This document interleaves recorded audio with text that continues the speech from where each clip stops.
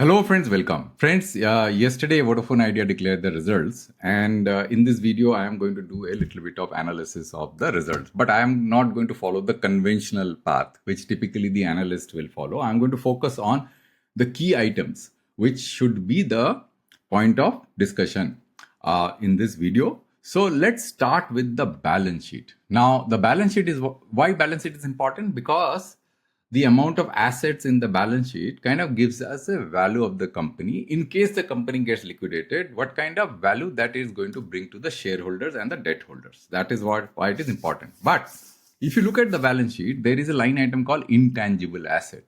Now this intangible asset, mostly it includes spectrum. So if you look at this asset, you will find that this asset is almost 50% of the total asset. And therefore, this intangible and tangible asset is not liquidable because of the reason which we know that ARCOM Aircel asset is not liquidable, because unless the DOT's dues are paid, you can't liquidate this asset. So therefore, this asset actually doesn't have any meaning as far as Vodafone's balance sheet is concerned.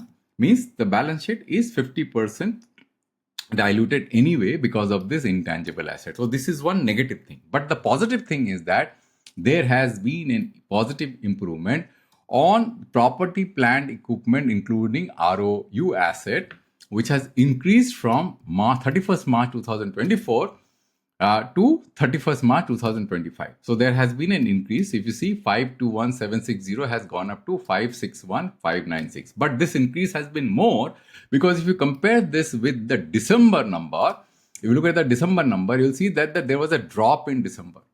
Means there must have been some depreciation. So actually you should take the base from 514842, because the last quarter Q3 and this quarter, which is Q4, you will find that there has been an increase in 4711.4 crores, which includes depreciation. So the Vodafone Idea has done a substantial capex between these two quarters, Q3 and Q4, which is clearly visible from this balance sheet increase. So this is a point which I wanted to emphasize in this video. There are actually 2 points. One is that there has been an increase in capex, which is clearly reflected in the balance sheet, and the intangible asset, which is 50% of the overall asset, and therefore this intangible asset means nothing, right? Now let's go to the numbers, because I have the numbers, aggregated the numbers. Which they keep on publishing every quarter. So which numbers I'm talking about? So I'm going to show you the numbers down below. So these are the numbers which I have aggregated in the Excel sheet, right? Including the revenue numbers. So we'll walk each number one by one, so you will understand what we are talking about. The subscriber base, the total subscriber base stands at 198.2 million. So what does it mean? It basically means all subscriber base. It includes M2M, Postpaid, Prepaid, everything included. Now, this has been dwindling down. It was 210.1 in June 2024. Now, it stands at 198.2.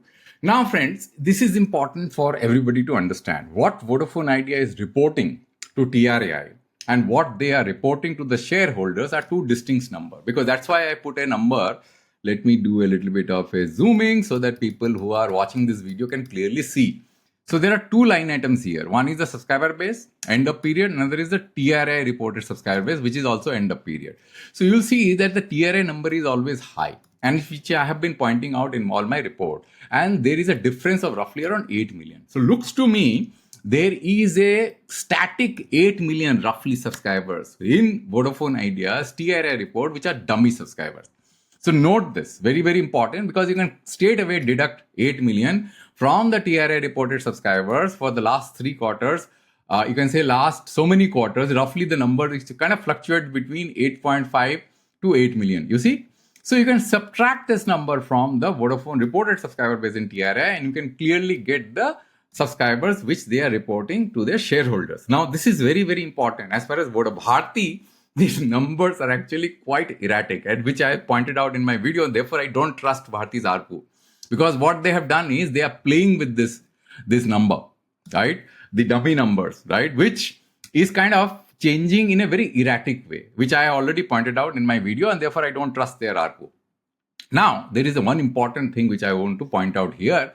What is it? The M2M subscribers. Now, M2M subscribers are a recent phenomena which TRI is pointing out in their report. Earlier, it was not there. They have excluded the M2M subscribers, and they have pointed out in their report.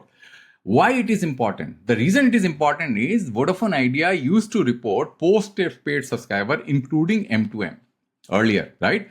And that number was an integrated number including M2M. Therefore, we could not have figured out what is the Vodafone subscriber post-paid mobile subscribers are, right? The number. Now, since we have the M2M number starting from the June quarter, the 4th quarter we have, so I have been able to extract the post-paid mobile subscriber, which was 9.52 million in June. Then it was 9.68 million, means it increased in September. Then again it increased in December. Now, this is the unfortunate part, friends. There has been a substantial decrease in March. So Vodafone Idea actually has lost postpaid subscribers. And how do I know this? Because I have the M2M subscribers from the TRAI reporting, which they report. So this is the M2M subscribers row. And I have this row, and if I subtract this row from this row, I get the postpaid subscribers, and therefore the postpaid subscribers have gone down, right? 9.72 million in the last quarter, and this quarter it is 9.37 million, which is a matter of concern, right? The prepaid subscribers, which I have calculated based on the percentage which Vodafone Idea keeps reporting, that number is 172.6 million. So if you add this number and this number, this comes out to be 181.97. So this number, right? If you subtract the M2M subscriber, you get 181.97. So note this number. So this is the actual number because M2M subscribers ARPUs are pretty less, right? So this is a point to be noted as far as Vodafone Idea's results are concerned. Now there is another thing which we have to note here, which is the average revenue per user, which actually is a data point which every mobile operators keeps their focus on. So this number was 146 in 31st March 2024, and that number has 30th June 24, because the numbers remain static in these 2 quarters, and then there was an increase because of the tariff hike. No, it has been increasing, but the substantial increase that we saw from the September till December has not been maintained. Now this has just marginally increased. And I believe that this marginal increase because of this decrease in postpaid subscriber. Because if you are going to assume a postpaid ARPU of roughly around 400 rupees, then this decrease of postpaid subscriber might have impacted their blended ARPU, right? This is a blended ARPU which includes M2M also, right? Now, if you exclude the M2M ARPU and you just calculate the ARPU without M2M, this number was 153 in March 2024, then it was 154, and then there was a substantial increase in September 2024, and then in December also there is a substantial increase. The 2 quarters the numbers increase as the postpaid numbers also increase, you see. And then it has remained static from 173 to 174. And therefore, this point is very, very important, friend, that their postpaid subscribers numbers have gone down from 9.72 to 9.37. So if you do the calculation, 9.72 minus 9.37. So there is a decrease of 0.35 million, which is bad because these postpaid subscribers are actually going to drive their ARPU, right? Then the other thing which we need to point out, which is important, is the number of unique tower, because I showed you in the balance sheet that their capex have increased. So if you look at this number, which was 187K, now this has gone to 195K because it was kind of remaining in that ballpark range. Now it has increased to 195K. So if you multiply minus 195 minus 187, so there is a 8K increase. 8K unique tower location has increased between these 2 quarters, right? Similarly, broadband towers have increased. Broadband sites have also increased. From site means I think probably BTS. I don't know why these are 2 different things. What is the definition of this? Anyway, people will know. Another thing to point out was that the data consumption, this is important, friends. The total data volume, 2G, 3G, 4G, and plus 5G, now you add 5G here also. This was what? Billion MB, right? 6049, and then it increased in the June quarter, and then it decreased because of tariff hike, right? Because of tariff. I was telling, in many of my videos that the tariff hike actually had prevented the dual SIM subscribers. They are out of the network, right? So that's why these number went down. But the good thing is from 5859, it has increased to 6166, probably because of 5G deployments, maybe because of that. So there has been increase, and it has gone beyond what the number was in 31st March 2024. So this is the another thing which have to be noticed. And then the 4G subscriber is also to be noted. There has been a slight increase of 4G subscriber from 126 to 126.4 million, right? And then the average data usage by 4G subscribers have also increased. And the revenue numbers, etc., doesn't matter because everybody points to those numbers. I am not, because if I talk about revenues, it does not mean anything, because Vodafone Idea is making losses anyway because of the finance cost which they have to book in their books, irrespective of the fact that they don't have to pay the DOT, the interest and the principal of the government debt. But still, this has to be included in the balance sheet, in the P&L, in order to calculate profit. Otherwise, it makes no sense. Accounting practice mandates that you have to include this, and therefore, Vodafone Idea has been making losses. The losses actually were a little low in the 31st March 2024. That has increased and are now at the level of 30th September 2024. I think that's all, friends.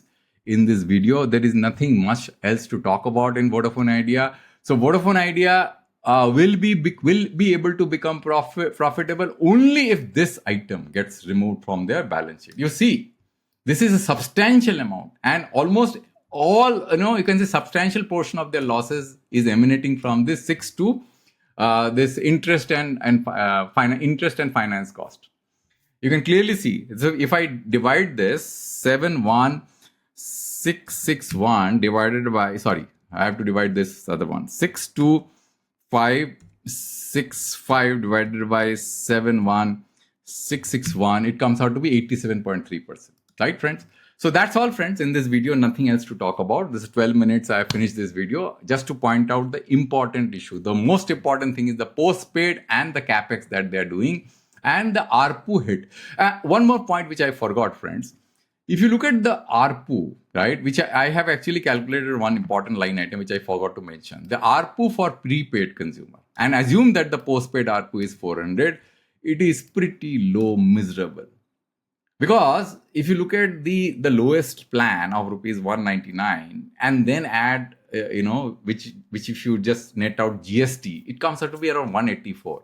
So if every subscriber is using the lowest plan for the prepaid, this number is substantially low, 154, assuming that the postpaid ARPU is rupees 400. How do I calculate? Because I know the postpaid number, I know the prepaid number, and if I assume a postpaid ARPU, then the prepaid ARPU can be calculated. This is substantially low, which means that most of the Vodafone prepaid subscribers are not recharging for the full month. And that is another point which we have to note, means the quality of prepaid subscribers in Vodafone Idea is pretty poor. Anyway, friends, thanks for your time. I hope that you like this video, and let me know if you have any comments or any suggestion. You can just put it in the comment section, and I'll come back with a new video next time. Thanks for listening till the end.